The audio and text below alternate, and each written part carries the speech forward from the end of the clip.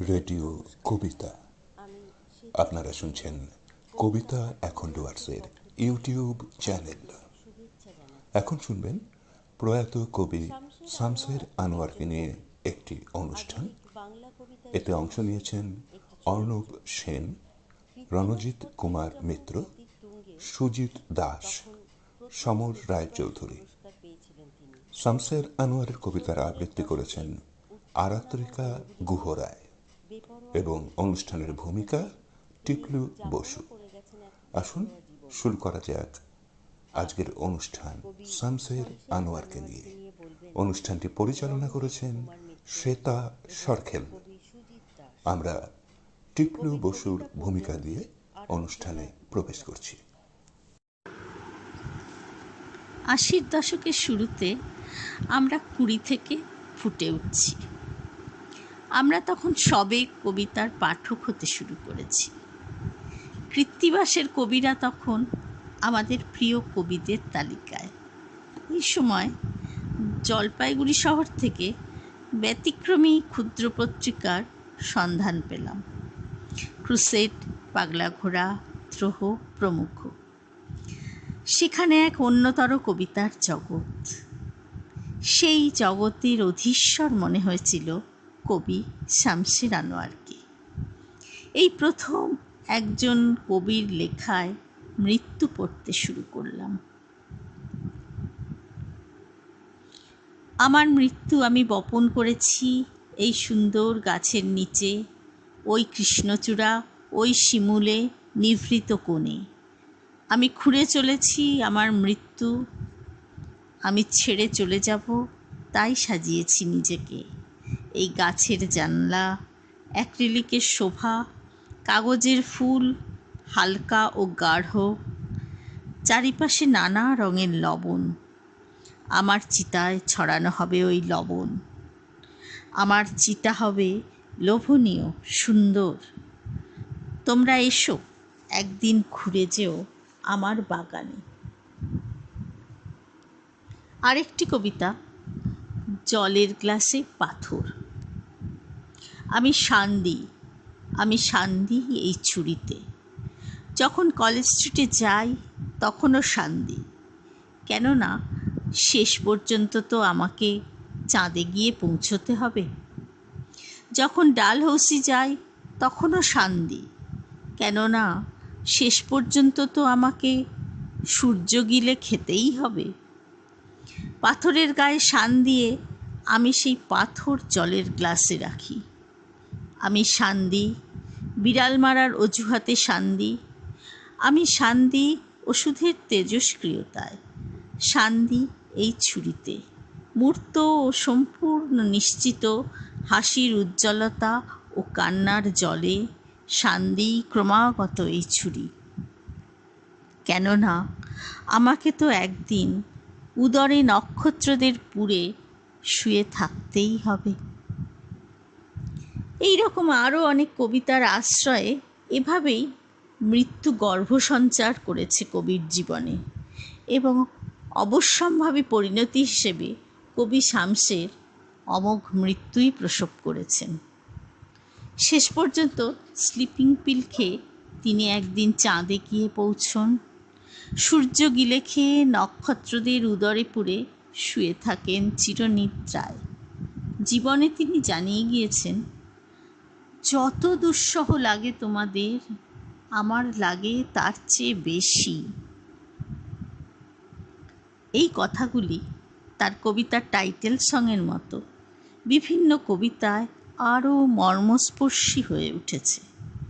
গভীর পরিমিতি বোধ ও সংবেদী উপলব্ধি নিয়ে অল্প সময়ে কবিতার যে অসাধারণ কারুকাজ দেখিয়ে তিনি বিদায় নিয়েছেন তা চিরস্মরণীয়। তার আগে পর্যন্ত বাংলা কবিতার যে প্যাটার্ন, তা থেকে তিনি বাংলা কবিতাকে উদ্ধার করছেন। কবিতার বুক থেকে সমস্ত সুপরিচিত কাব্যময়তা, গীতিকবিতার লালিত্য, স্যাঁতস্যাঁতে আবেগ ও মিষ্টি মিষ্টি রোমান্টিকতাকে পরিহার করে এক অভিনব পর্যবেক্ষণ ও নির্মাণশৈলীর প্রবর্তন তিনি যেভাবে করেছেন, কবিতার সকল রহস্য অটুট রেখে তা অকল্পনীয়। তার কবিতায় আমরা আন্তর্জাতিক মানকে স্পর্শ করতে দেখি। তিনি যখন লেখেন,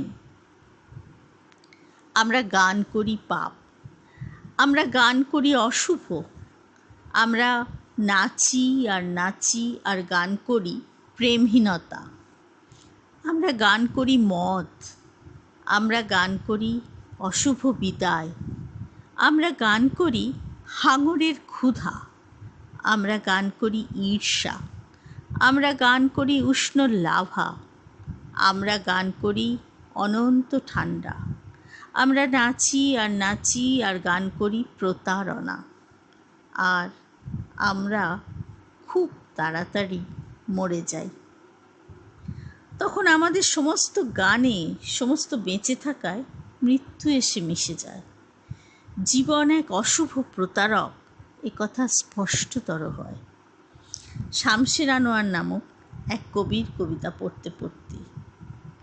এক সাক্ষাৎকারে যিনি বলেছেন, মৃত্যু একটি প্রাকৃতিক নিয়ম যার টানে লর্ড ক্লাইভ ও তাঁর ক্ষৌরকার সমান জায়গায় বিরাজ করে। জীবন এরই প্রস্তুতি হওয়ায় বেঁচে থাকাটা রোমাঞ্চকর। একসময় তিনি তাই পৌঁছে যান একটি আধুনিক ঘটনায়, যেখানে তিনি লেখেন, আত্মায় ভর করেছে দীর্ঘ কালো রাত, ঘোর অমাবস্যা, আলো নেই, উপায় নেই কোথাও আশ্রয় নেওয়ার, হাওয়া নেই এক ফোঁটা, সামনে একটা ঘাসের কুটো দেখা যায় না, এমনই বিরাট নিশ্চল অমাবস্যা।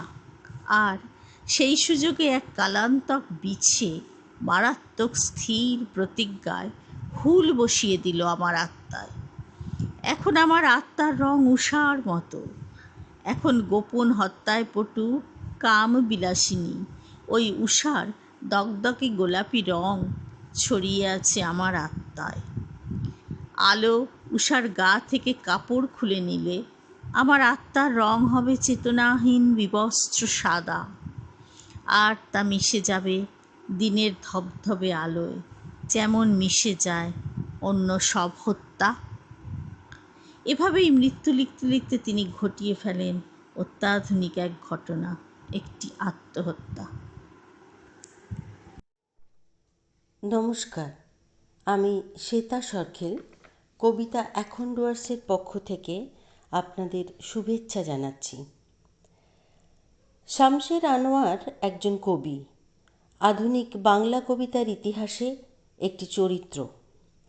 কৃত্তিবাস পত্রিকা যখন খ্যাতির তুঙ্গে, তখন প্রথম কৃত্তিবাস পুরস্কার পেয়েছিলেন তিনি।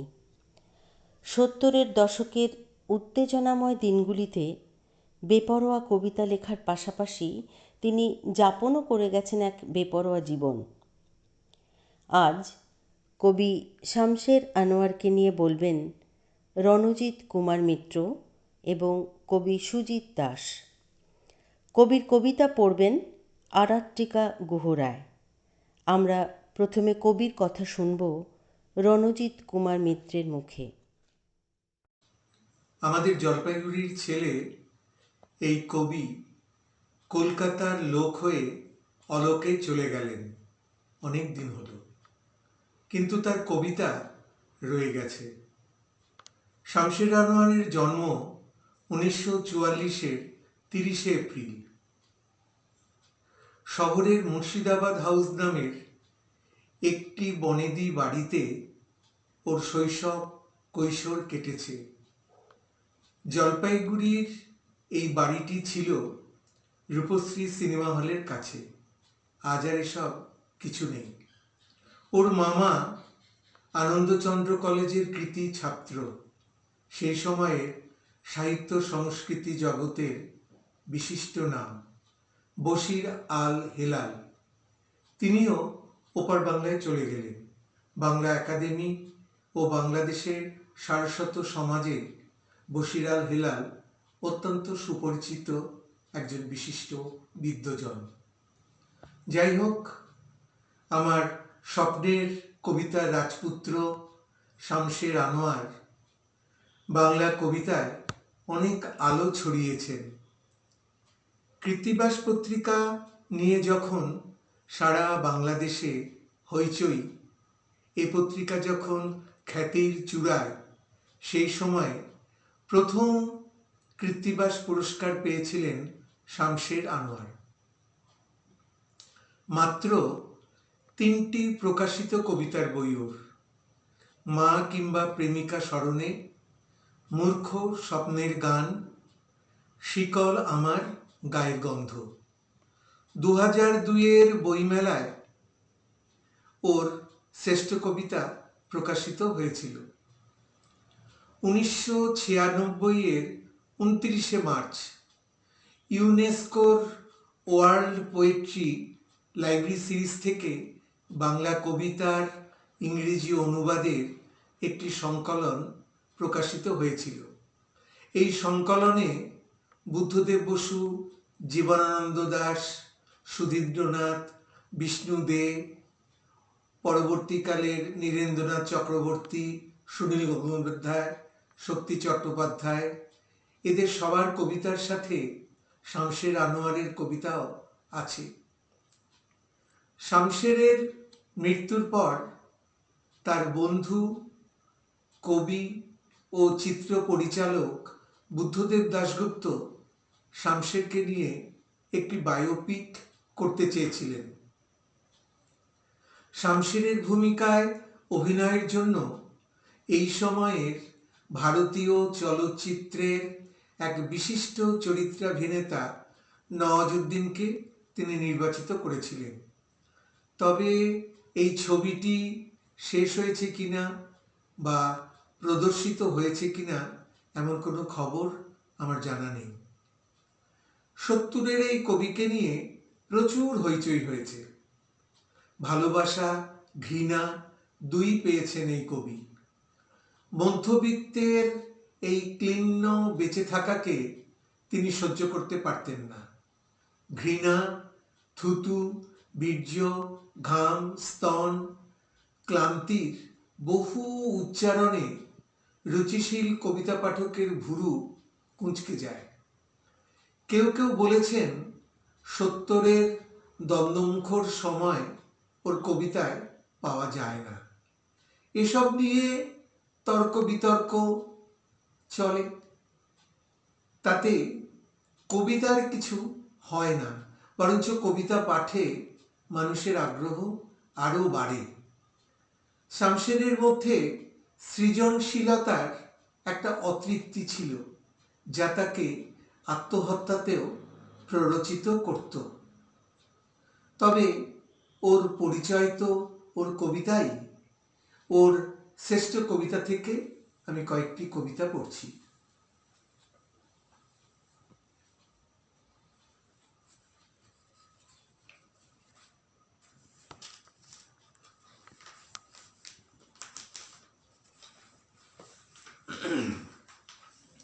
মা কিংবা প্রেমিকা স্মরণে। তোমাদের বাড়িতে ছিল না সীমান্ত প্রদেশ, কাঁটাতার, গুর্খা কিংবা গোলাবারুদ। প্রসূতি সদনের দ্বার খোলা ছিল রাত 2টো অবধি। তোমার মা সেদিন স্নেহে পাগলিনী প্রায়। ব্যাকুল বাঘিনীর মতো সাহসে তেজে আমায় স্তন্যপান করিয়েছিলেন। আমার তৃষ্ণার কান্না তার শুকনো বুকের দুকুল ছাপিয়ে দুধের বান ডেকেছিল। অফুরন্ত হৃদয়ে ঝরেছিল দু চোখের পাতা বেয়ে। তোমরা যা পাওনি আমি পেয়েছি সেসবই। আমি তার গর্ভের চোরা কুঠুরিতে ভ্রূণের মতো লুকিয়ে বেঁচেছি। তোমাদের শরীরের পাতায় পাতায় আমি খুঁজেছি তারই রক্তের দাগ। বুকের মধ্যাহ্ন আকাশে যৌবনের দীপ্ত জ্বালা। আমি তোমার সবুজ তলপেট, জরায়ু আর হৃদয় খুঁড়ে খুঁড়ে ফিরে পেতে চেয়েছিলাম স্মৃতির ধ্বংসাবশেষ। কুসুমিত স্তন দুটির কাছে প্রার্থনা ছিল তোমার মায়ের কৈশোরী গোলাপের ঘ্রাণ। ওই সুড়ঙ্গতে আছে তার বালিকা বেলার অব্যবহৃত চোরা কুঠুরি, অথচ তুমি কোনোদিনই গর্ভধারণের মতো ঘনিষ্ঠ হলে না।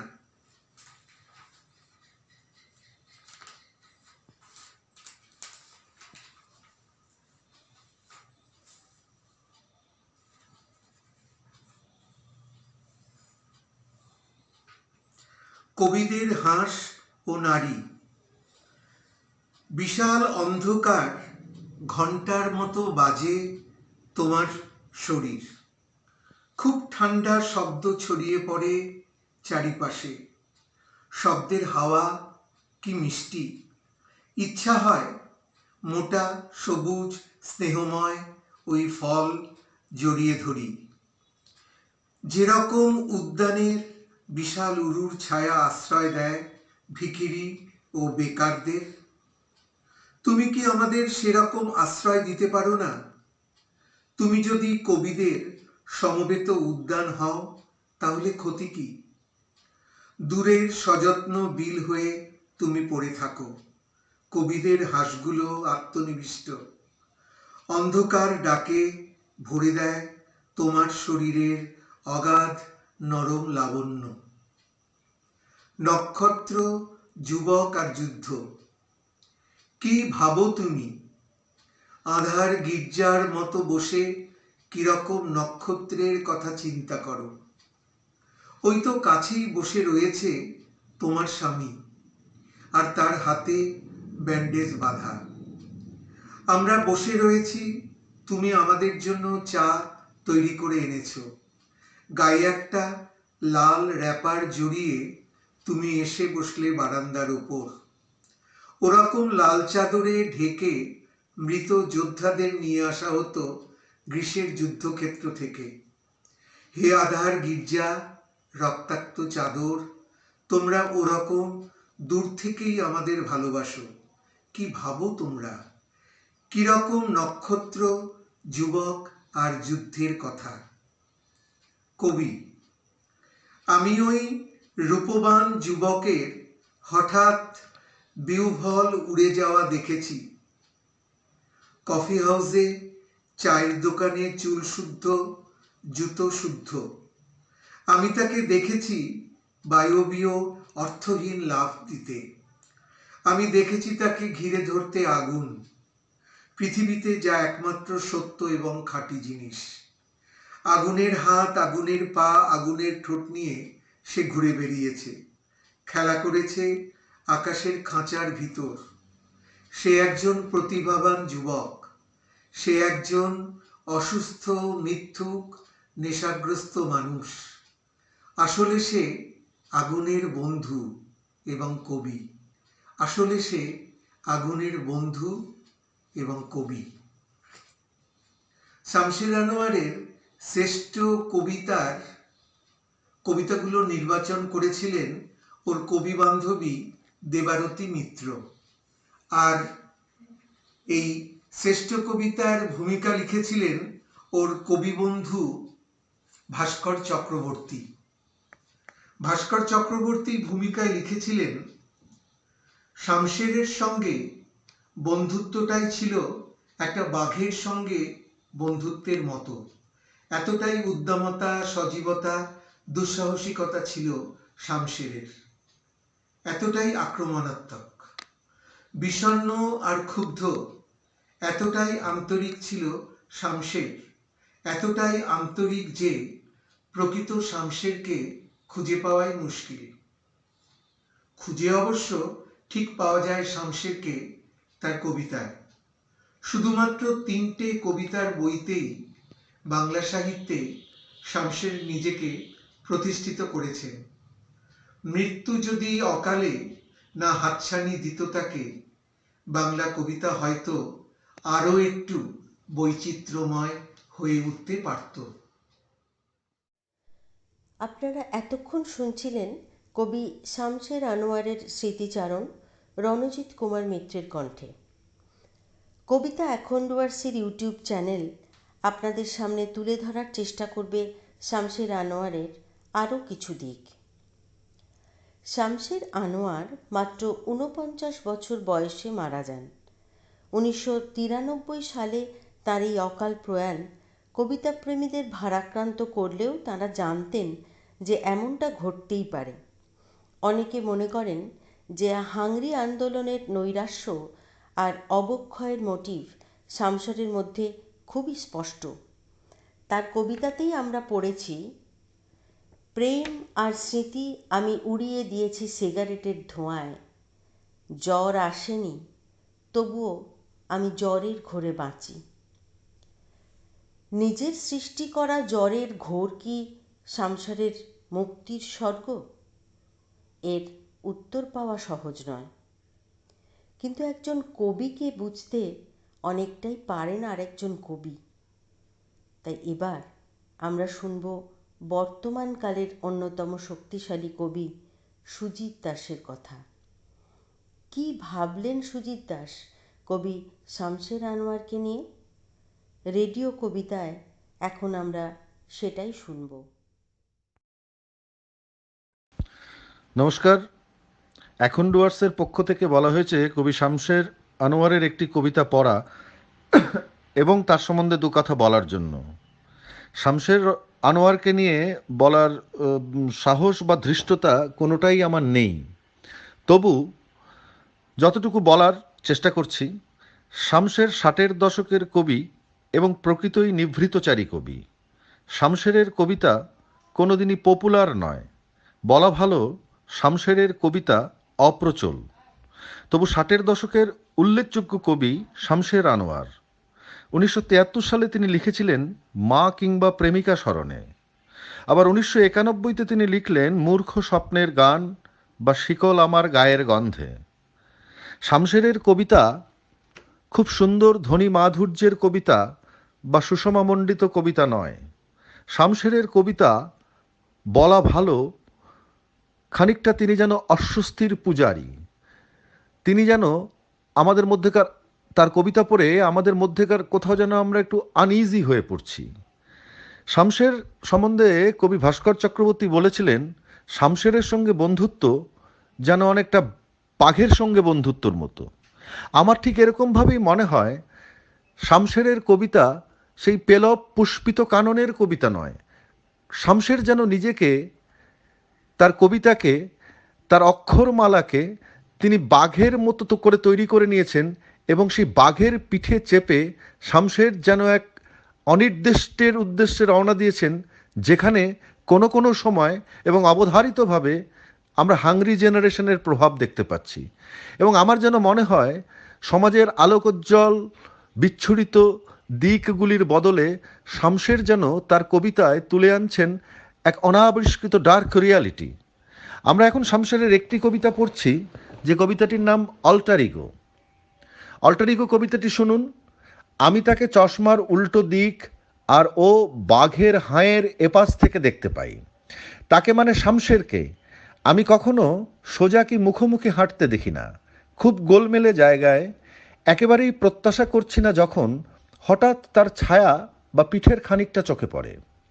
আমি ঝর্ণার পাশে থাকলে সে বালুর গর্ভের কাছাকাছি চলে যায়, বালুর গর্ভের কাছাকাছি গেলে সে ঝর্ণার পাশে। তার নামে যে প্রশংসা হয় সেগুলো ভুল, এবং নিন্দাও যে রটে সেগুলোও। জিজ্ঞাসাবাদ করে লাভ নেই, কেননা প্রতিটা উত্তর জানা আছে আমার। ধরুন তাকে শুধলাম, আপনি কি একজন চালিয়াত প্রকৃতির মানুষ? উত্তর কিছুটা ঠিক। আপনি কি স্পষ্ট ও খোলামেলা ধরনের? কিছুটা ঠিক। আপনি কবিতা না লিখেই স্রেফ হুজুগে কবি হয়েছেন? উত্তর কিছুটা ঠিক। আপনি কি যথার্থই শক্তিশালী? কিছুটা ঠিক।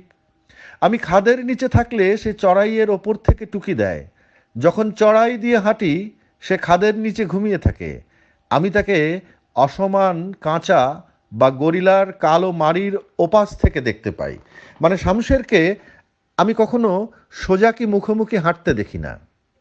আসলে এই যে চিত্রকল্পগুলি শামসের আনোয়ার এখানে ব্যবহার করেছেন, সেই চিত্রকল্পগুলি প্রকৃত অর্থেই পেলব নয়, সুষমামণ্ডিত নয়, ধ্বনি মাধুর্যে বিচ্ছুরিত নয়, চূড়ান্ত একটা ছান্দসিক লেখা, সেটা কখনোই কোনো অর্থেই বলা যাবে না এই কবিতাটির ক্ষেত্রে।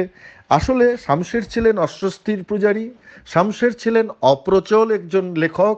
শামসের তাই পপুলিস্ট হননি, তার কবিতা জনপ্রিয়তা সেই অর্থে পায়নি, কিন্তু শামশেরের মূল্যায়ন শুরু হয়েছে, কারণ ইতিহাসের নিজের নিয়ম, ভালো লেখাই একসময় মানুষ প্রয়োজন পড়লে দেরাজ ভেঙে নিয়ে, ট্রাঙ্ক ভেঙে নিয়ে পড়বে। আমরা এখন শামশের আনোয়ারের লেখা পড়ছি। বাস্তবিক পক্ষে শামশের আনোয়ার এবং তার কবিতা আমাদেরকে শুধু যে একটা অস্বস্তির সরণিতে নিয়ে যায় তাই নয়, কখনো কখনো নির্মাণ প্রক্রিয়ার মধ্যে যে কতটা নির্মাণ প্রক্রিয়াও যে কতটা কমপ্লেক্স এবং জটিল হতে পারে সেটাও আমরা শামশের আনোয়ারের কবিতা থেকে জানতে পারি। দেখুন, সুনীল গঙ্গোপাধ্যায় একটা কথা বলেছিলেন, শামশের আনোয়ার বিশুদ্ধ শব্দ নির্মাণের কবি। কোনো কবিকেই সম্পূর্ণভাবে চেনা যায় না, মানুষ হিসেবে, কবি হিসেবে। প্রত্যেক প্রকৃত কবি আস্তে আস্তে নিজের চারপাশে একটা অস্বচ্ছ বৃত্ত তৈরি করে নেন, স্বেচ্ছায় কখনো তার থেকে বেরিয়ে আসেন, আবার অনেক সময় অগোচর থাকতেই পছন্দ করেন। কখনো কখনো বৃত্তে সংঘর্ষও লাগে। সুনীল যেটা বলেছিলেন শামশের সম্বন্ধে, আমার মনে হয় এটা একটা অসাধারণ মূল্যায়ন। কিন্তু আমার আরও একটু মনে হয় শামশের আনোয়ার তার নিজের লেখায় কখনো যেন পৃথিবী থেকে নিজেকে সরিয়ে নিয়েছিলেন একটা সম্পূর্ণ আলাদা রেফারেন্স ফ্রেমে, একটা নির্জন দ্বীপের মধ্যে তিনি যেন নিজেকে কোকুনের মধ্যে রেখেছিলেন। শামশেরের কবিতার, এবং ব্যক্তি শামশেরকে আমি চিনি না, পরিচয় নেই, তার সৌভাগ্যও আর নেই আমাদের, কিন্তু তবু কখনো কখনো আমার মনে হয়েছে হয়তো শামশের নিজেকেও সরিয়ে নিয়েছিলেন এই পৃথিবীর চূড়ান্ত কোলাহল থেকে, তাকে এবং তার আপনারা শুনছেন কবিতা এখন ডুয়ার্সের ইউটিউব চ্যানেল। কবি শামশের আনোয়ার সম্পর্কে এতক্ষণ বললেন কবি সুজিত দাস। জলপাইগুড়ি শহরে জন্ম ও বড় হয়ে ওঠা শামশের আনোয়ার প্রথম যৌবনে কলকাতায় চলে যান। সাহিত্যিক অর্ণব সেন তাঁকে প্রথম দেখেছিলেন জলপাইগুড়ির রহমান হাউসে। কবি তখন বালক। কবির মামা বশির আল হেলাল ছিলেন অর্ণব সেনের সহপাঠী। এখন আমরা অর্ণব সেনের মুখে শুনব শামশের আনোয়ার বিষয়ে আরও কিছু কথা। তারপর কবির দুটি কবিতা পড়বেন আরাত্রিকা গুহরায়।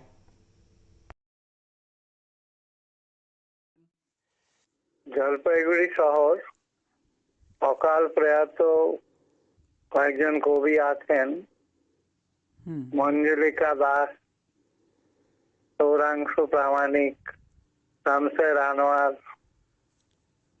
শ্যামল সিংহ, এবং খুব কাছাকাছি সময় আমাদের পূর্ণশ্লোক দাশগুপ্ত।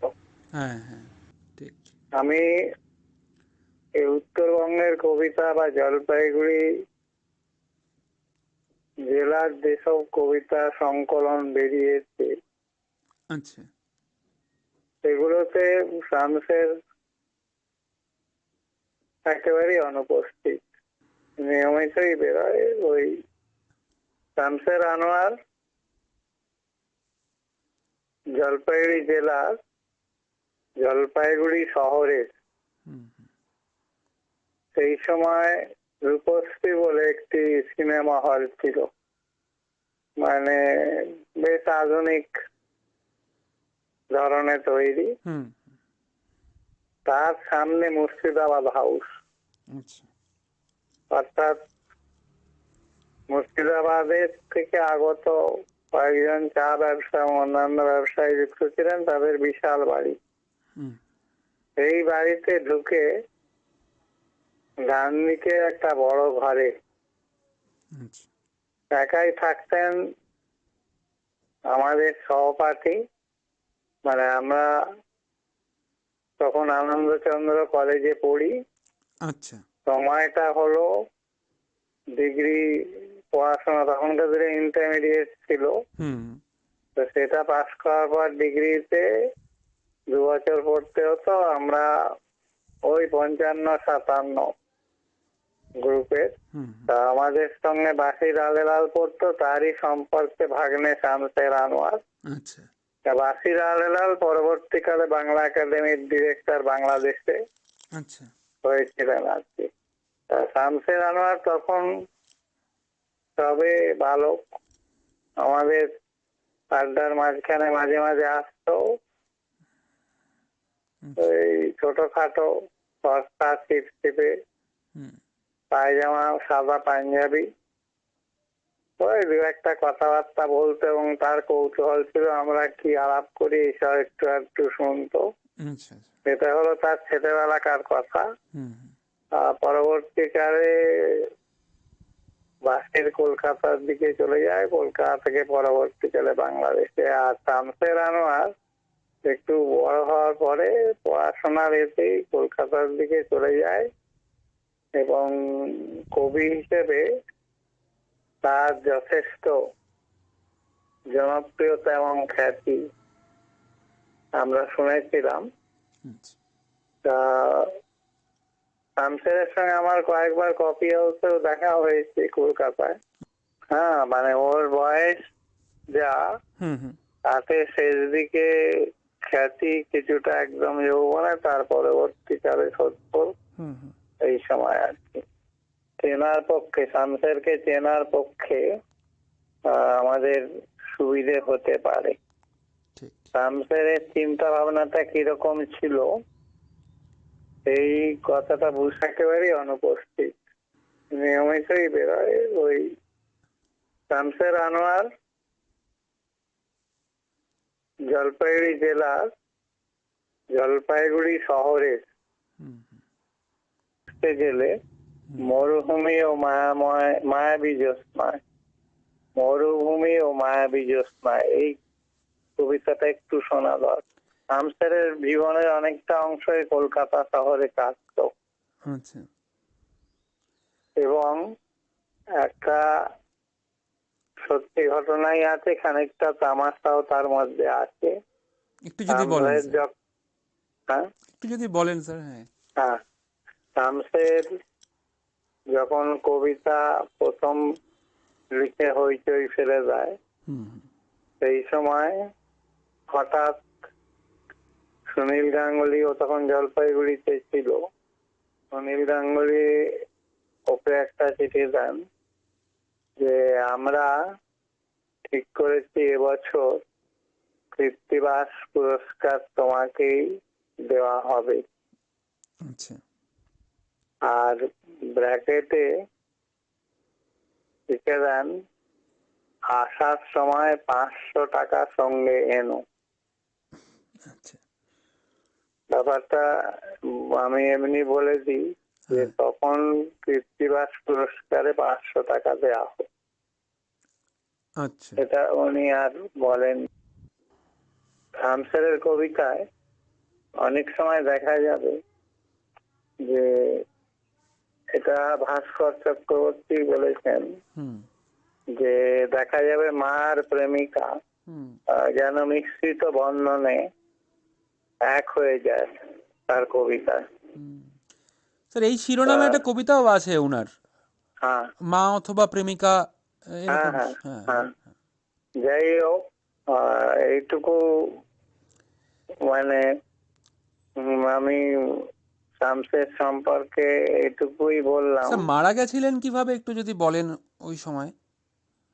মারা যাওয়ার ব্যাপারটা হলো কি, তার জীবনযাত্রাটা খুব শৃঙ্খলা ছিল না। জীবনযাত্রায় এই বিশৃঙ্খলতাই হুম হুম পরোক্ষভাবে তার চলে যাওয়ার জন্য দায়ী বলে আমার মনে হয়েছে। এবং এটা যেহেতু জলপাইগুড়ি থেকে দূরবর্তী জায়গায়, হুম হুম এই জন্য ঠিক কি ঘটনা ঘটেছিল সেটা জানা যায়নি নাকি? আমরা জানি না।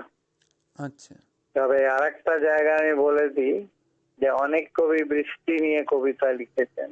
হ্যাঁ হ্যাঁ। তা ওরও বৃষ্টি নিয়ে অনেক লেখা আছে। হুম একটা কবিতা হচ্ছে বৃষ্টি শিকল আমার গায়ের গন্ধে থেকে, বৃষ্টি শিকল আমার গায়ের গন্ধে, এই কবিতা থেকে। শুধু ওইখানে প্রখ্যাত ব্যবসায়ীর 18 তলার ফ্ল্যাটে একজন বিরাট সাহিত্যিক, দুঁদে অফিসার ও জাঁদরেল সাংবাদিক হুইস্কির গ্লাসে চুমুক দিয়ে হঠাৎ গদগদ স্বরে বলে উঠছেন, দেখো দেখো বৃষ্টি ঝরছে, আনন্দের বৃষ্টি, কালিদাসের বৃষ্টি, রবীন্দ্রনাথের বৃষ্টি, যেখানে উদ্ভূত ঠিক সেখানেই মিশে যাওয়ার বৃষ্টি, ধ্রুপদী গানের বৃষ্টি, ঝরছে, ওই ঝরছে দেখো কৃষিমন্ত্রীর বৃষ্টি। এই যে মানে এটুকুই আমি ঠিক। মানে মোটামুটি ওর সম্পর্কে জানি। তবে এখন অনেকেই ওর নাম জানে না। ব্যাপার হলো ওর সঙ্গে যাদের কিছুটা ঘনিষ্ঠতা ছিল হুম হুম। অনেকেই চলে গেছেন আর কি। যেমন তুষার বন্দ্যোপাধ্যায়, আচ্ছা। ওকে ভালোভাবে চিনতেন, উনি নেই। তারপরে পূর্ণশ্লোক নেই। হ্যাঁ হ্যাঁ। আরো অন্যান্য যারা ছিলেন সেই সময়, তো তারা এখন অনেকেই নেই এখন। এই কারণে খুব বেশি জলপাইগুড়িতে থাকা মানুষ ওর সম্পর্কে জানেন না।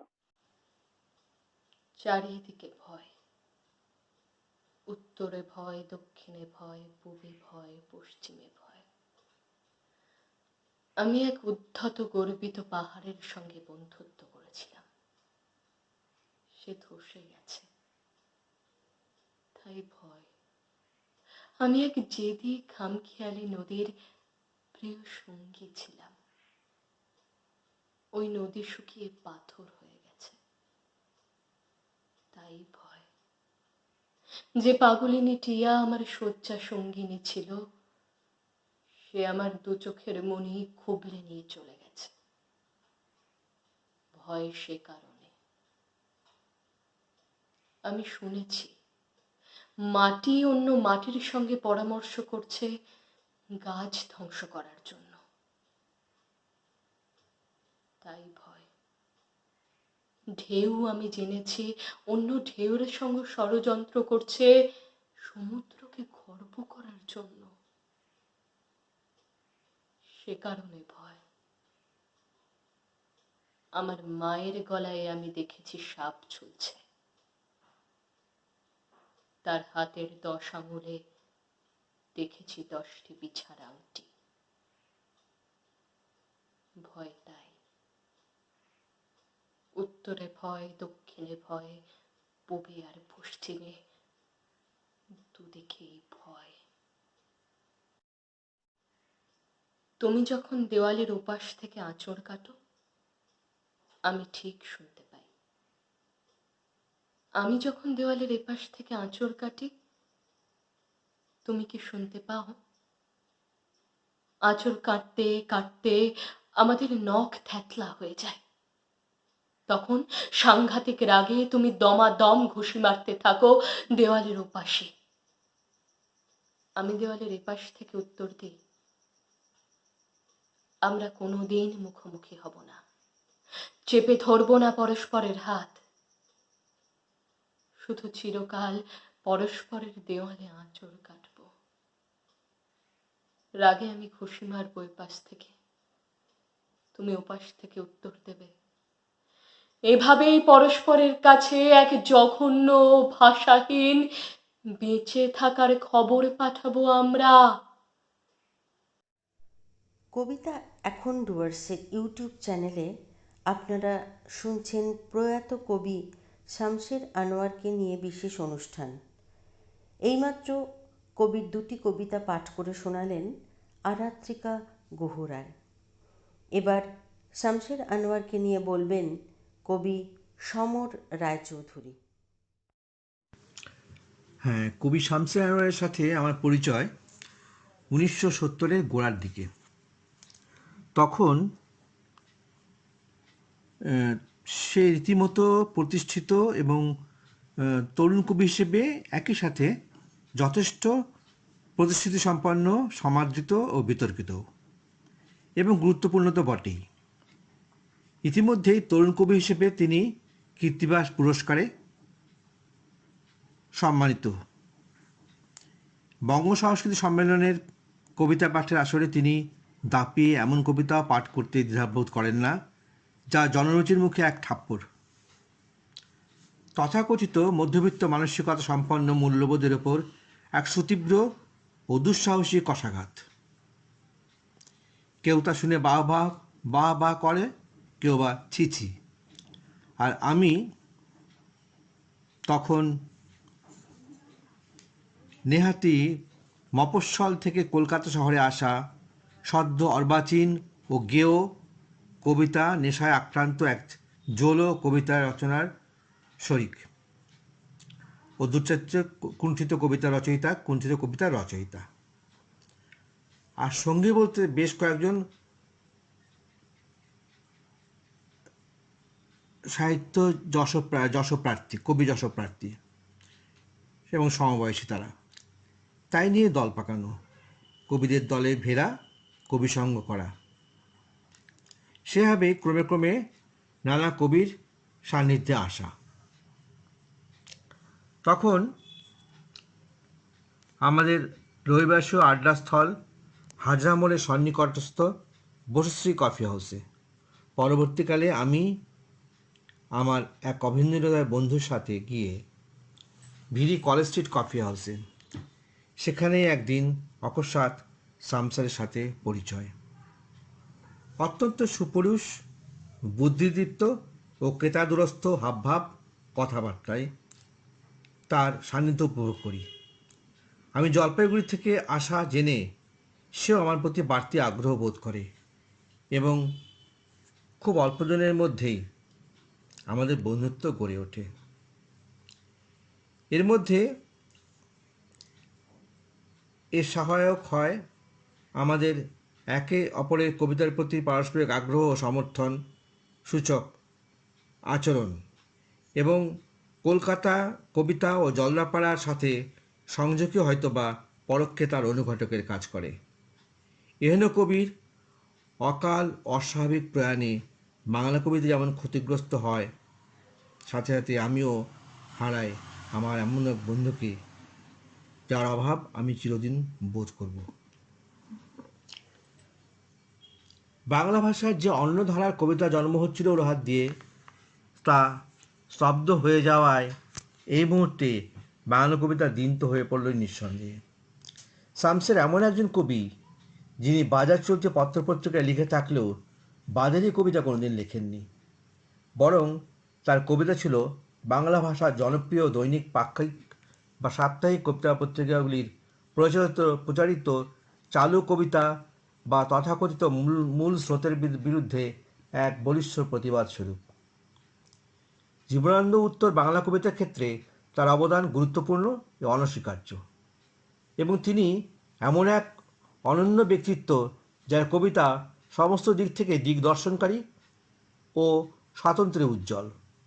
কবি হিসেবে তার উত্থান আধুনিক বাংলা কবিতার ইতিহাসে এক যুগ সন্ধিক্ষণকে সূচিত করে। নতুন প্রকাশভঙ্গি, নতুন চিন্তা ও পর্যবেক্ষণ তার কবিতায় সবসময় লক্ষিত হয়েছে, আর তিনি ক্রমশই তার পরিমণ্ডলের ভেতর আরও বেশি বেশি করে স্বতন্ত্র ও বিশিষ্ট হয়ে উঠেছেন। মধ্যবিত্তের স্থূল মূল্যবোধকে তার কবিতাকে তিনি গুরুত্ব দেননি কখনোই। বহুবার তার কবিতাতে বাংলা সাহিত্যের প্রায় একচেটিয়া কারবারি এক বৃহৎ সংবাদপত্র গোষ্ঠীর সাজানো কবিতার পণ্যসম্ভারের মধ্যে দুঃসহ অন্তর্ঘাত হিসেবে জ্বলছে উঠে দেখা গেছে। আধা সামন্ততান্ত্রিক ও আধা ধনবাদী সমাজ ব্যবস্থার যে সভ্যতার সংকট সৃষ্টি করে ও ভারসাম্যহীনতা জন্ম দেয়, এবং তার কবলে পড়ে মানুষ যে দুঃস্বপ্নগুলি দেখে, বহন করে যে মুক্তির আকুতি, তারই রক্তক্ষরণের গান ও স্বপ্ন শামসেরের কবিতা। ভাবতে অবাক লাগে, বাংলা কবিতার নামে গণপ্রচার মাধ্যমগুলির প্রচারিত শব্দের জয় জয়কারের মধ্যে দাঁড়িয়েও কি নিরাসক্ত ও নির্ভীকভাবেই না পদ্মকে প্রত্যাখ্যান করে তিনি কবিতার বিষের বাঁশি বাজিয়ে গেছেন আমৃত্যু। একটার পর একটা লিখে গেছেন সফল কবিতা। মুষ্টিমেয় যে কয়েকজন কবির হাত ধরে বাংলা কবিতার আন্তর্জাতিক মানকে স্পর্শ করে বা কখনো কখনো তাকে অতিক্রমও করে যাওয়ার স্পর্ধারাকে ও গৌরব বোধ করে, শামসের আনোয়ার তাদের অন্যতম। এস্টাবলিশমেন্টের সমর্থনপুষ্ট ও আশীর্বাদধন্য যে কবিতা তার বিপরীতে ও বিরুদ্ধে দাঁড়িয়ে দায়িত্বশীল লিটল ম্যাগাজিনের অনুষ্ঠিত সমান্তরাল যে ভিন্নতর কবিতার স্রোত, তার পুরোভাগে বহুবার থেকেছে শামসেরের কবিতা। 70-এর দশক জুড়ে বাংলা কবিতার যে জোয়ার, লিটল ম্যাগাজিনের যে সদর্প পদধ্বনি, তাতেও শামসেরের ভূমিকা ইতিবাচক ও সহযোদ্ধার। ওই সময় জনলাল সত্তরের মতো একটি প্রথম শ্রেণীর লিটল ম্যাগাজিন তার সযত্ন প্রয়াস ও সুসম্পাদনায় প্রকাশিত হয় এবং বিশিষ্টতা লাভ করে। এ যাবৎ মা কিংবা প্রেমিকা স্মরণে, মূর্খ স্বপ্নের গান ও শিকল আমার গায়ের গন্ধে তার এই 3টি কাব্যগ্রন্থ প্রকাশিত হয়। এছাড়াও বিভিন্ন পত্রপত্রিকায় ছড়িয়ে আছে তার অসংখ্য কবিতা, অনেক কবিতায় অপ্রকাশিত। অনেক কবিতার জট মাথায় নিয়ে তিনি মিলিত হন তার সাদা পরীর সাথে। সায় নিদ্রা, নামে কুয়াশা, তার প্রিয় কলকাতা ও নিঃসঙ্গ বিছানায়, নামে পড়ি, সাদা কুয়াশায় ভরে যায় সব কিছু, সেদিন 12ই জুন 1993। পরিশেষে আমার প্রিয়তম কবির অজস্র কবিতার ভেতর থেকে আমার নির্বাচিত 2টি কবিতা, যা সব দিক থেকেই শামসেরের চারিত্রিক বৈশিষ্ট্য ও তোর কবিতা শৈলীর স্বাক্ষরবাহী। 1, তোমার ছায়া যখনই ঢুকে পড়ে এই বিশাল গর্তের ভিতর, আমি ঢিল মেরে তাড়িয়ে দিই ওই ছায়া। এখানে এই পাশবিক গর্তের ভিতরে আমি ঘুমিয়ে থাকি, নিজের থাবা, গায়ের উকুন এবং থাবার ভিতর লুকানো প্রতিটি নখ ভালোবেসে। দিন রাত্রে আমি পাহারা দিই নিজেকে, দিন রাত আমি পশুর গোঙানি, চিৎকার, সহ্যাতীত ডাক এবং গর্জনের অর্থ বোঝার চেষ্টা করি। ওই দুর্বোধ্য জন্তুর প্রতিটি ঘৃণা এবং ভালোবাসা ছাড়া আমার অন্য কোনো ঘৃণা অথবা ভালোবাসা নেই। আমি তারই শরীরের গন্ধে বিহ্বল হয়ে ঘুমিয়ে থাকি। তার কুটিল ও হিংস্র নখ যখন ভিতরের মাটি চেপে ধরে, আমি আর্তনাদ করে জেগে উঠি। ভালোবাসার উচ্চাকাঙ্ক্ষী বিড়াল এই দুষ্ট তৃপ্তিহীন গর্তের ভিতর ঢুকে পড়লে আমি ঢিল মেরে তাড়িয়ে দিই ওই বিড়াল। 2, তুমি যখন দেয়ালের ওপাশ থেকে আঁচড় কাটো, আমি শুনতে পাই। আমি যখন দেয়ালের ওপাশ থেকে আঁচড় কাটি, তুমি কি শুনতে পাও? আঁচড় কাটতে কাটতে আমাদের নখ থ্যাতলা হয়ে যায়। তখন সাংঘাতিক রাগে দমাদম ঘুষি মারতে থাকো তুমি দেয়ালের ওপাশে।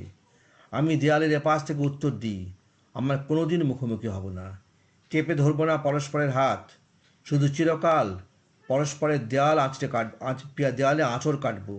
রাগে আমি ঘুষি মারবো এপাশ থেকে, তুমি ওপাশ থেকে উত্তর দেবে। এভাবেই পরস্পরের কাছে এক জঘন্য ও ভাষাহীন বেঁচে থাকার খবর পাঠাবো আমরা। এখন এই কবিতাগুলি আমাদের শামসের ও কবি শামসের আনোয়ার। এতক্ষণ কবি শামসের আনোয়ার সম্পর্কে বললেন কবি সমর রায় চৌধুরী। এই সঙ্গে শেষ হল প্রয়াত কবি শামসের আনোয়ারকে নিয়ে কবিতা এখন ডুয়ার্স ইউটিউব চ্যানেলের বিশেষ অনুষ্ঠান। এতে অংশগ্রহণ করলেন রণজিৎ কুমার মিত্র, অর্ণব সেন, সমর রায়চৌধুরী, সুজিত দাস, আরাত্রিকা গুহ রায় এবং টিপলু বসু। সঞ্চালনা শ্বেতা সরখেল।